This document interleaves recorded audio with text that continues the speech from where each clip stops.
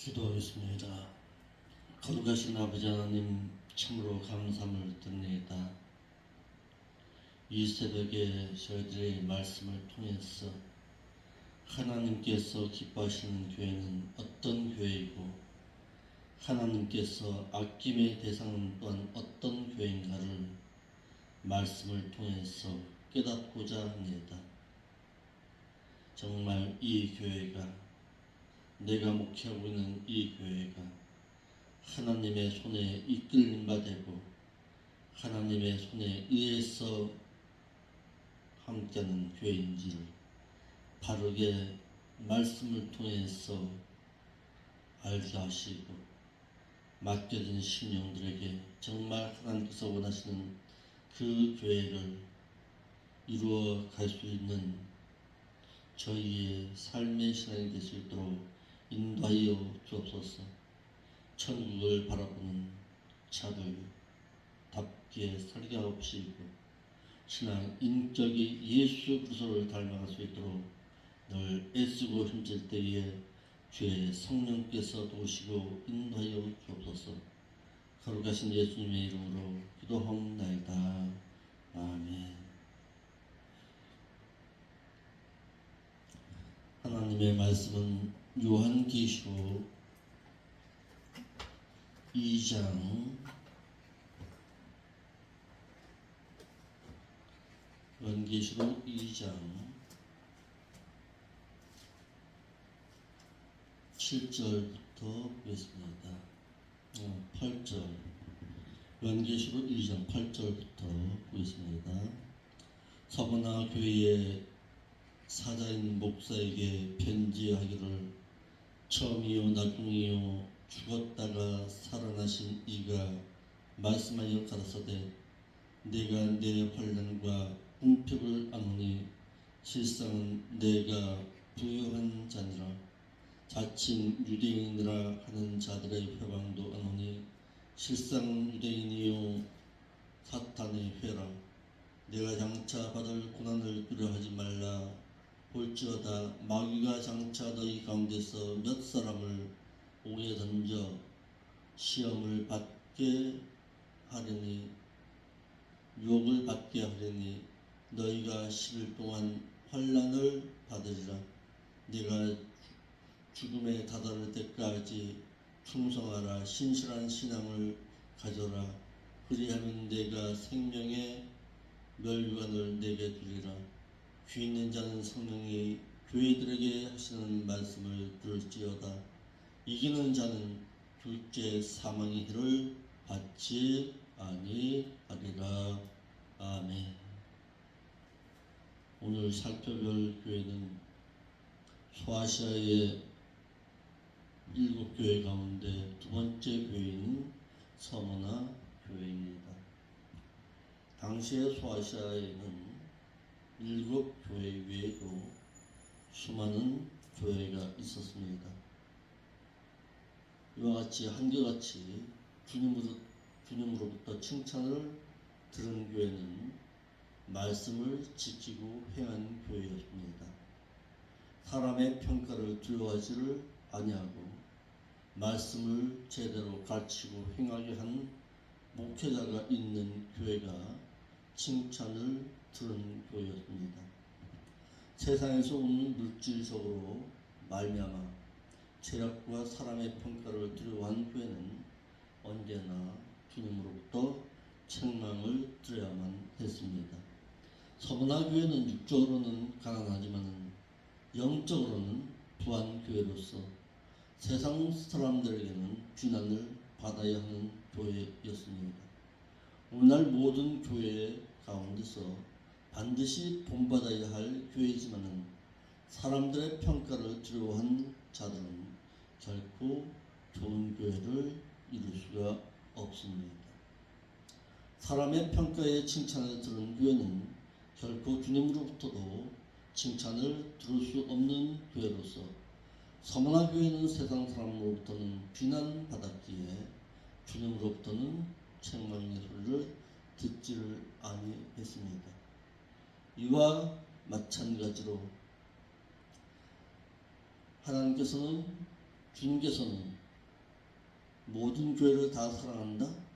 결코 아니라는 사실입니다.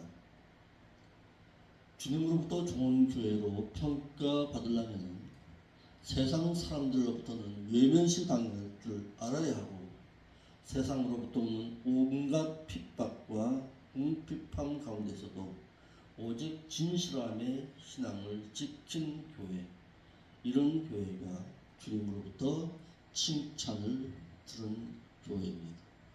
세상에서 아무리 아름다움의 평가를 받고 좋은 교회, 또한 편안한 교회, 행복한 교회라고 평가받는다 할지라도 주님으로부터는 책망을 듣는다면 그 무슨 소용이 있겠습니까?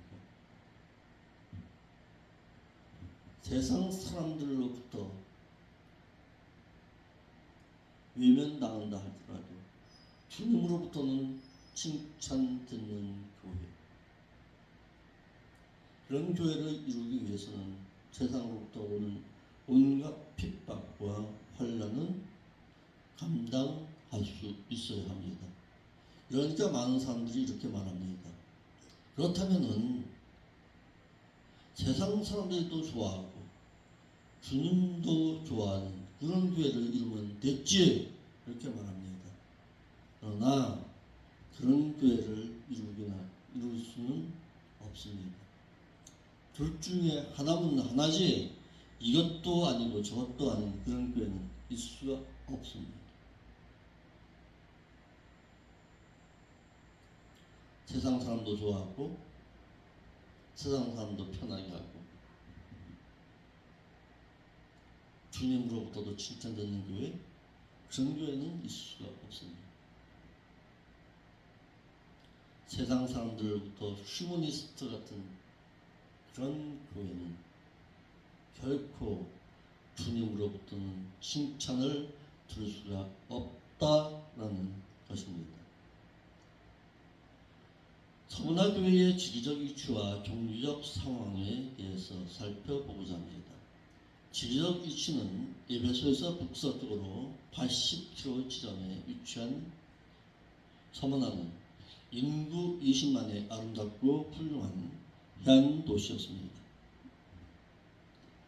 그러므로 이곳은 무역뿐만 아니라 과학과 의술이 발달한 부유한 도시로서 그리스 신화에 나오는 아마존이라는 영월에 자신의 이름을 써붙여서 세워진 것으로 알려져 BC 3000년경에 세워진 오랜 역사와 전통을 자랑하는 곳으로 로마 제국이 형성되면서 로마에 충성한 곳입니다. 그러므로 서문화는 물질적으로는 결코 다른 소아시아의 지역과는 달리 빈곤한 도시는 아니었습니다. 종교적 상황을 보겠습니다.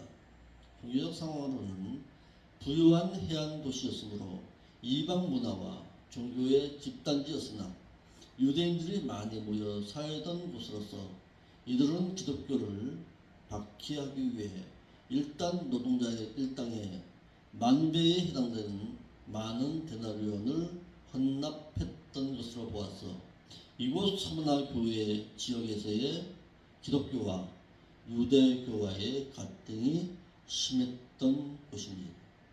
이들의 박해의 원인은 기독교인들이 유대교에 입교할 가능성이 있는 자마다 유대교가 아닌 기독교로 변화했기 때문에 그렇습니다.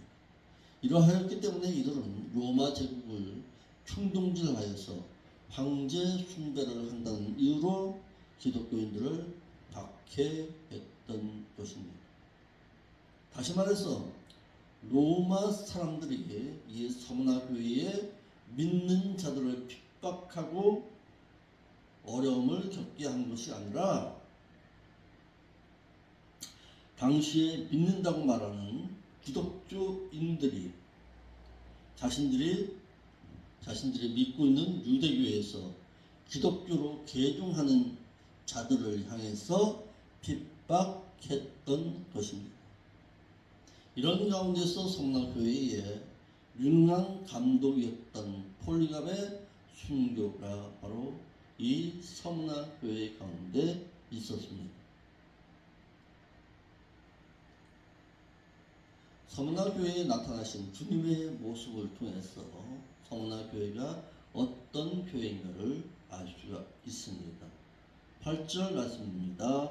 서문화 교회의 목사에게 편지하기를 처음이요 나중이요 죽었다가 살아나신 이가 말씀하여 가로사대 그랬습니다.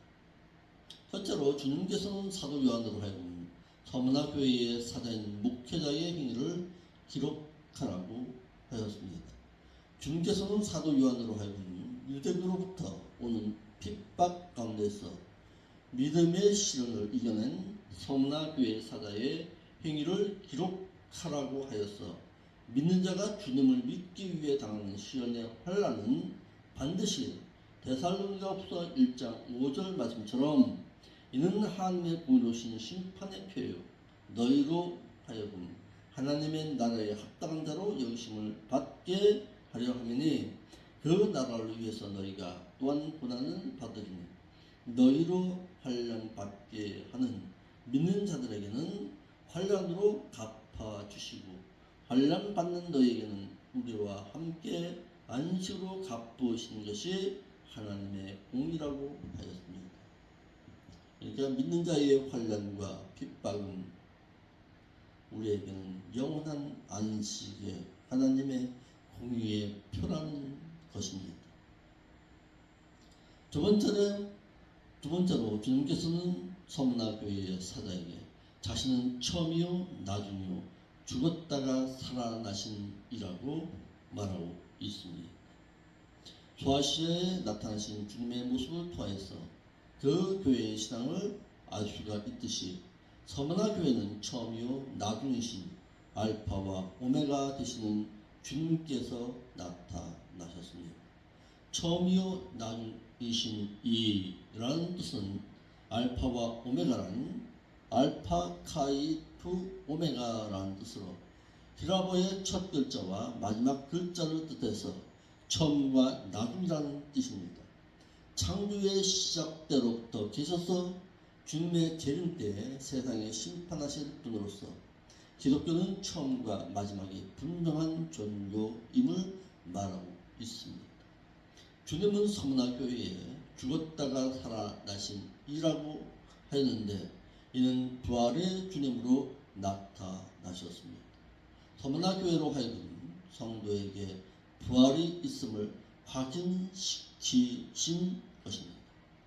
서문화 교회로 하여금 부활의 주님으로 나타나신 것은 부활에도 하나님께 합당한 자라야 부활함을 말하기를 위함인데 믿었어도 부활할 자와 부활하지 못할 자가 있음을 말하고 있습니다. 믿는다고 하여서 다 부활하는 것이 아닙니다. 부활하기에 합당한 자라야 부활을 할 수가 있다라는 사실입니다. 서문화 교회로 하여금 부활의 주님이 나타나신 것은 소아시아에 많은 교회가 있다 할지라도 부활하지 못할 성도와 교회가 있음을 알리기 위함이었습니다. 한국에 수많은 교회가 있습니다. 수많은 자들이 주님을 믿는다고 합니다. 이 시간에도 무릎 꿇고 앉았어 기도하는 교회가 수많은 교회가 무릎 꿇고서 새벽 기도마다 하나님을 향해서 말합니다. 우리는 부활의 사실을 믿는다. 우리는 그 십자가에 달려 돌아가신 그 주님을 믿는다고 말합니다. 그런데요, 그 수많은 교회 가운데서 전부 다 부활함을 얻을까요? 수많은 그 교회가 정말 부활할 교회예요. 주님의 공중 강림을 기다리고 있는 교회일까요?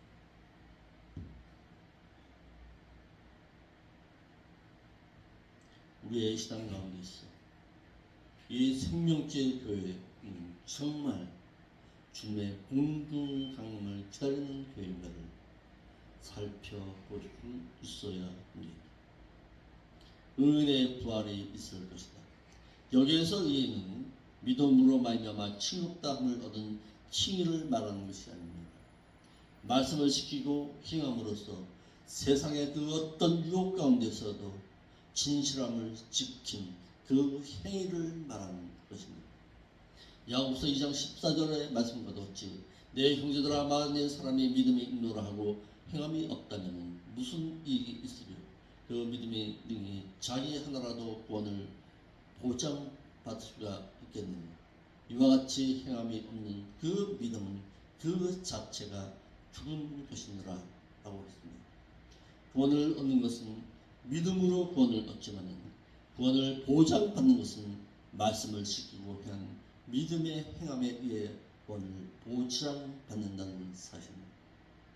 그러므로 계시록 20장 13절 말씀에서 바다가 그 가운데서 죽은 자들을 내어주매 또 사망과 음부도 그 가운데서 죽은 자들을 내어주매 각 사람이 자기의 행한 대로 심판을 받는다고 했습니다. 세상의 유혹과 세상의 욕심으로부터 믿음의 진저를 말합니다. 세상으로부터 자신의 신앙을 지키기 위해서는 믿음이 그의 행함과 함께 일하여야 한다는 사실입니다. 두 번째, 육적인 것을 추구하지 아니한 자라야 의인의 부활에 참여할 수가 있습니다. 육적인 것을 추구하지 아니한 자는 영적인 것을 추구하는 자를 말합니다. 요한복음 6장 54절로 57절 말씀에 내 살을 먹고 내 피를 마시지 아니하면 너희 안에 영생이 없다라고 말씀하시면서 보리떡 5개와 물고기 2마리에 육적인 것으로 살아가는 자는 부활할 수가 없다고 하셨습니다. 요한복음 6장 67절로 68절 말씀과도 같이 주여 영생의 말씀이 계심에 우리가 누게로 가오리까 우리가 주는 하나님의 거룩하신 자신 줄 믿고 알았답니다 라고 말할 수 있는 그 사람과 하나님 함께 하시고 그를 부활케 하신다는 사실입니다. 세 번째, 부활하게 합당한 자라야 부활하게 됩니다. 누가복음 6장 35절 말씀에 오직 너희는 원수를 신앙의 대적자를 사랑하고 선대하며 아무것도 바라지 말고 빌리라. 그리하면 너희 상이 많을 것이요 또 지극히 높으신 이의 아들이 되리니 그는 은혜를 모르는 자와 악한 자에게도 인자로우시니라. 부활하게 합당한 자는 신앙의 대적자까지도 사랑할 줄 아는 교회라고 했습니다. 다니엘서 10장 2절에 땅의 무덤 가운데서 잠자는 자 중에 많이 깨어 영생을 보장받아 부활할 자도 있겠지만 반대로 수욕을 받아서 무궁히 부끄러움을 받을 자도 있을 것이라고 하였고 누가복음 20장 35절에 저 세상과 및 죽은 자 가운데서 부활하심을 받기에 합당히 여김을 입은 자들은 장가하고 시집가는 일이 없다라고 하였습니다. 부활하기에 합당히 여김을 받은 자라야 부활할 수 있음을 말하고 있습니다. 네 번째로 선한 일을 습관적으로 행하는 자라야 부활합니다. 요한복음 5장 29절 말씀에 선한 일을 습관적으로 행하는 자는 생명의 부활로 악한 일을 행한 자에게는 심판의 부활로 나오리라. 선한 일을 행한 자와 악한 일을 행한 자의 심판의 갈림길에서 프라칸테스라는 주격 복수 남성 분사 일과고 능동태인 습관적으로 자발적으로 계속하여라는 말이 생략되어 있습니다. 선한 일을 계속적으로 습관적으로 행하는 자에게는 생명의 부활로 나오지만 예수 그리스도를 자신의 구속주로 믿어서 영생을 얻어서 영원한 심판을 당하지 아니한다 할지라도 습관적으로 계속해서 악을 행하게 된다면은 다시 말해서 여호와 하나님을 경외함의 신앙이 없다면은 둘째 사망의 해를 당해야 한다는 사실입니다. 그러므로 선한 일을 행한 자가 생명의 부활을 맞이하기 위해서는 빌립보서 3장 10절의 말씀과 같이 어찌하든지 죽은 자 가운데서 부활에 이르려 하기 위함이라. 애쓰고 힘쓰는 자의 부활의 신앙이 있다라는 사실입니다. 애쓰고 힘쓰는 신앙. 부활은 아무에게나 찾아오지 않습니다. 애쓰고 힘쓰면서 세상 가운데서 신앙의 온전한 삶을 살기 위해서 몸부림치는 자, 그런 자라야 부활을 맞이할 수가 있습니다.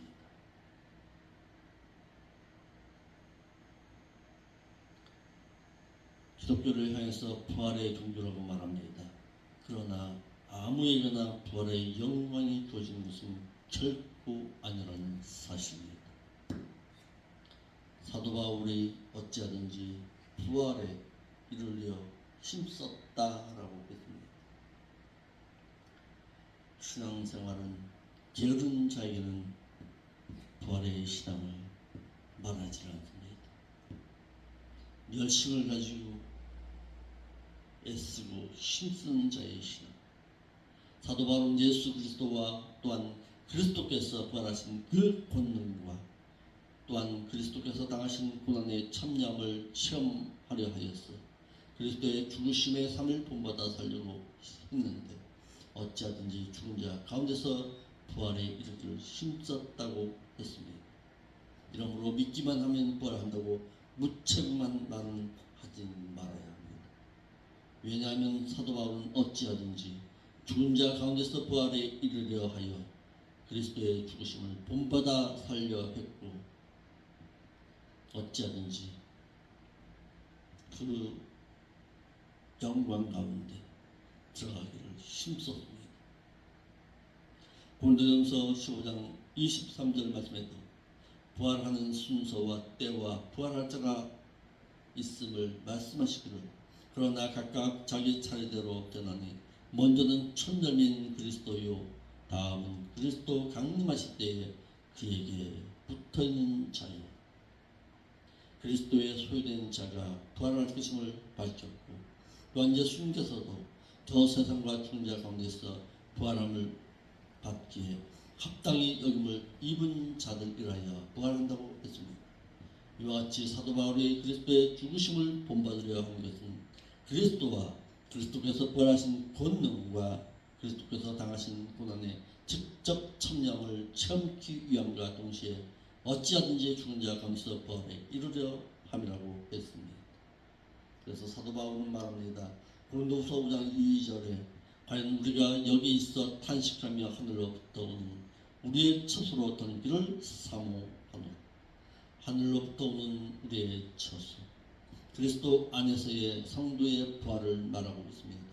창조의 질서 가운데서 또 빠라가 있고 이는 하나님께서 말씀으로 창조하신 창조물 선한 일을 습관적으로 행해서 그의 부활에 참여하기에 힘썼다라는 사실입니다. 그리스도 안에서 잠자는 자라야 부활합니다. 그리스도 안에서 잠잔다는 것이 무엇입니까? 요한일서 2장 5절 6절 말씀처럼 누구든지 그의 말씀을 지키는 자는 하나님의 사랑이 참으로 그 속에 온전케 되었나니 이로써 우리가 저 안에 있는 줄을 아노라. 저 안에 거한다 하는 자는 그의 행하시는 대로 자기도 행할지니라. 하나님의 말씀은 계명을 지키고 행한 자로서 그리스도 안에서 잠자는 자가 그리스도의 강림의 날에 부활할 수 있음을 말하고 있습니다.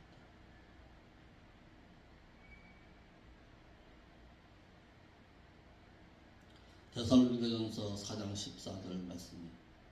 우리가 예수의 죽었다가 다시 살으심을 믿으시는데 이와 같이 저희 안에서 잠자는 자들도 하나님이 저와 함께 데리고 오시리라.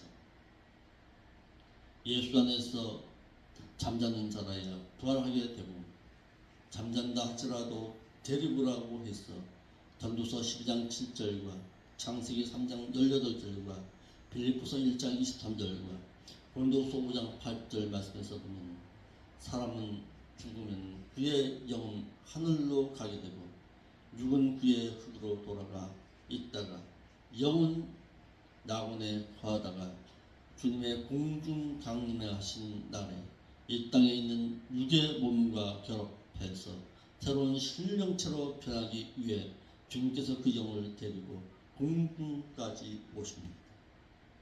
그러므로 로마서 8장 1절 말씀에도 그러므로 이제 그리스도 안에 있는 자에게는 결코 종잠이 없나니라고 해서 그리스도의 말씀을 지키고 행하는 자라야 정잠을 당하지 않습니다.